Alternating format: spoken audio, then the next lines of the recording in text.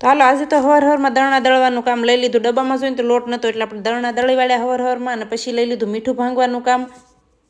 અને મીઠું અથાણામાં નાખવાનું છે. મારે અથાણાની કેરી હું કાલે કપાવીને લાવીશું ને તો એમાં. અને પછી બધી કેરી ધોઈને ડબ્બામાં ભરી દીધી ને એમાં નાખી દીધી હળદર. અને પછી આપણે નાખવાનું છે મીઠું. પહેલાં તો 2-4 ચમચી નાખી દીધી હળદર, ખટાશ ઓછી થઈ જાય ને એટલા માટે.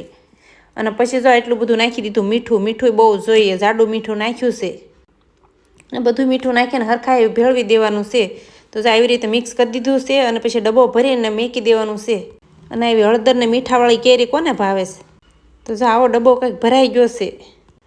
અને પછી તો બપોરે જમવાનો ટાઈમ થઈ ગયો તો 2 વાગી ગયા હતા. અને હું તો બેસી ગઈ છું જમવા. મારે એકને જમવાનું હતું, ખીચડી બનાવી નાખી છે. તો એના રેજો આપણે કેરીનું અથાણું લઈ લીધું છે, આખી કેરીનું. દહીં લઈ લીધું, છાશ લઈ લીધું, ખીચડી છે અને કટકા કેરીનું અથાણું છે. અને પછી તો વિડિયાની શરૂઆત પાછી 4 વાગ્યા હાંજના. અને મારા ગરમરને કેરી ને એ બધું લાવીશું ને તો એના કટકા કરવાના છે બધાને. અને આ મૂળિયા આવે ને એનું અથાણું થાય, મૂળિયાનું.